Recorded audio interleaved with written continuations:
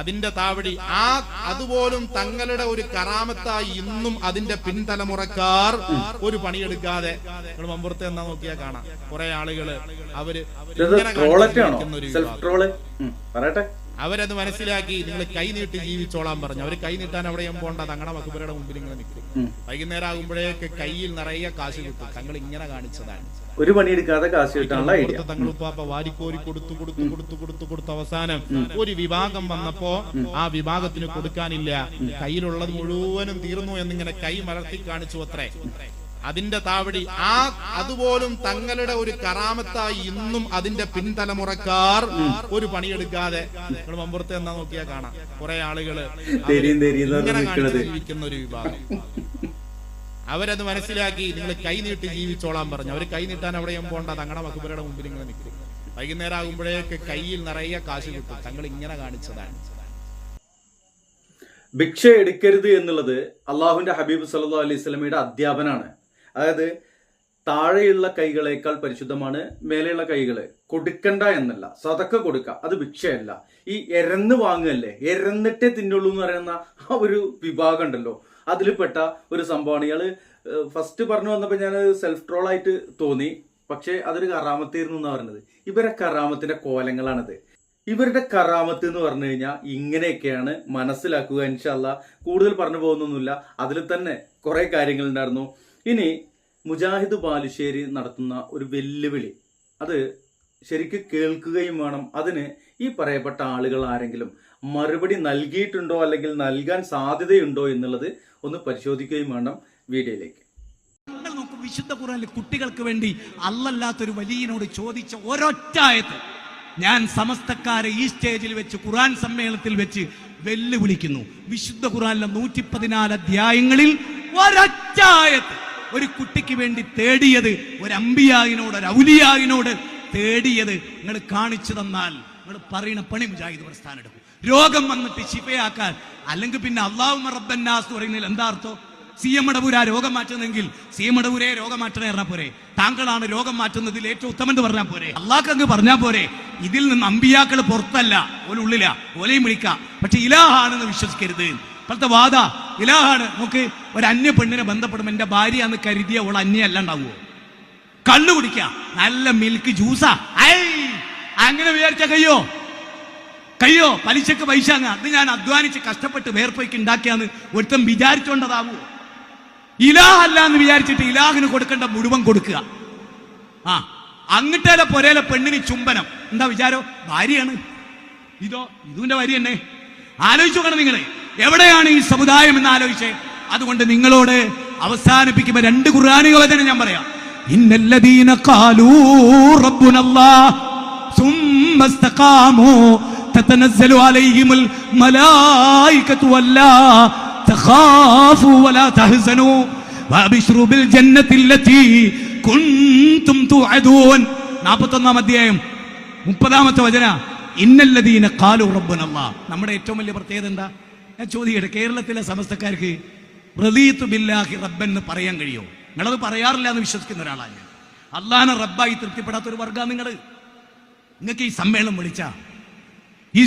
വിളിച്ച കാരണം എന്താ? അള്ളാഹ് പറയാ ഇന്നല്ലദീന ഖാലൂ റബ്ബുനല്ലാഹ്, അള്ളാഹയാണ് എന്റെ റബ്ബ്.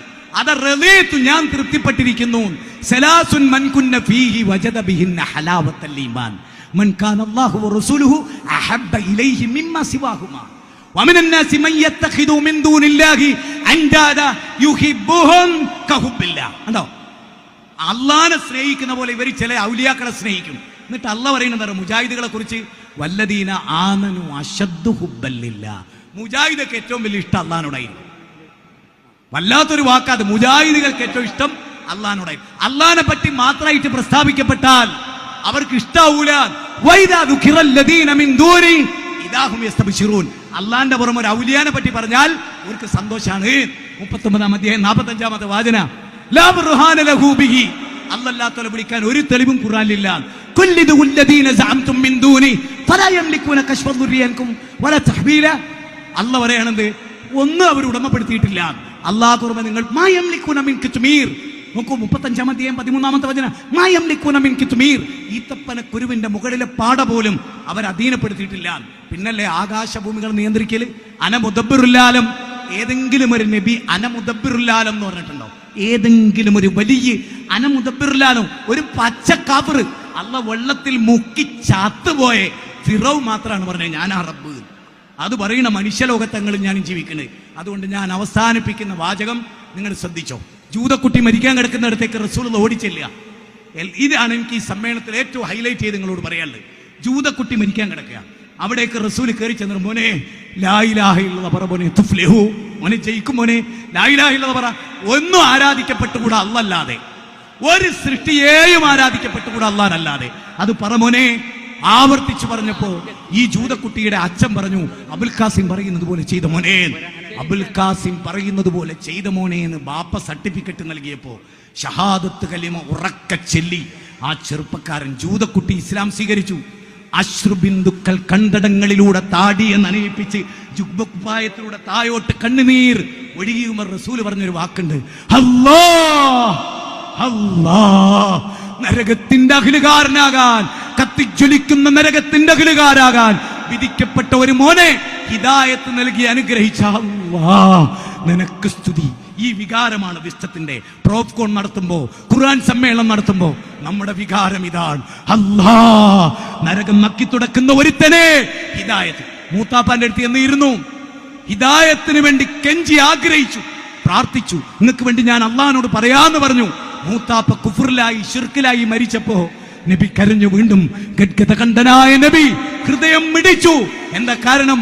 അവർ വിശ്വസിക്കാത്തതിന്റെ പേരിൽ ജീവനൊടുക്കിയാലോ എന്ന് ചിന്തിച്ച ഈ പ്രവാചകനോട് ജിബ്രീൽ വന്നിട്ട് പറയാണ്, ഇന്നക ഇന്നക ലാ തഹ്ദി മൻ അഹ്ബബ വലാകിന്നല്ലാഹ യഹ്ദി മൻ യശാ വലാകിന്നല്ലാഹ യഹ്ദി മൻ യശാ.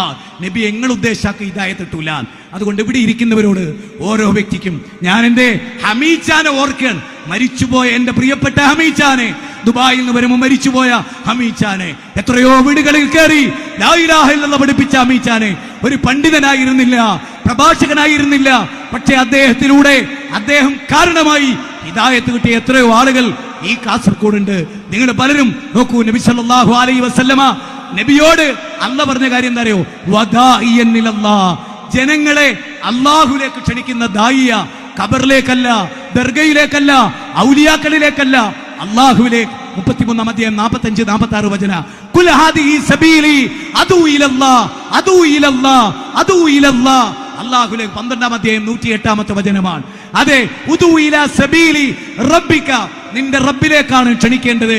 16-ാം അധ്യായം 125-ാമത്തെ വചനമാണ്. കുലിയാ അഹ്ലൽ കിതാബി തആലൂ ഇലാ കലിമത്തിൻ സവാഇൻ ബൈനനാ വബൈനകും അല്ലാ നഅബുദ ഇല്ലല്ലാഹ് വലാ തുജാദിലു അഹ്ലൽ കിതാബി ഇല്ലാ ബില്ലതി ഹിയ അഹ്സൻ ഇല്ലല്ലദീന ളലമു മിൻഹും വമാ ഉൻസില ഇലൈനാ വമാ ഉൻസില ഇലൈനാ വമാ ഉൻസില ഇലൈക്കും വഇലാഹുനാ ഇലാഹുക്കും ഇലാഹുൻ വാഹിദ്. ഖുർആന്റെ 29-ാം അധ്യായം 46, ഖുർആന്റെ 3-ാം അധ്യായം 64. ഹാദാ ബലാഉൽ ലിന്നാസ് വലിയുൻദറു ബിഹി വലിയഅലമു അന്നമാ ഹുവ ഇലാഹുൻ വാഹിദ് ഫഅലം അന്നഹു ലാ ഇലാഹ ഇല്ലല്ലാഹ്. സൂറത്ത് ഇബ്രാഹിം 52-ാമത്തെ വചനം, സൂറത്ത് മുഹമ്മദ് 19-ാമത്തെ വചനം. അല്ലാഹുവിനെ പരിചയപ്പെടുത്തുകയല്ലാതെ വേറൊരു ദൗത്യവും നമുക്കില്ല. അല്ലാഹുവിനെ പറ്റി നിരന്തരമായി പറയുക, അല്ലാഹുവിനെ പറ്റി ജനങ്ങളെ പഠിപ്പിച്ചു കൊടുക്കുക, അല്ലാഹുവിലേക്ക് ക്ഷണിക്കുന്ന കൂട്ടായ്മയാവുക. ലാ തസാലു തായിഫത്തും മിൻ ഉമ്മത്തി ലാഹിരീന അലൽ ഹഖ്, ന്യൂനപക്ഷം സത്യത്തിലുറച്ചുക്കും. നാം എത്ര വലിയ ഭാഗ്യവാന്മാരാണ്.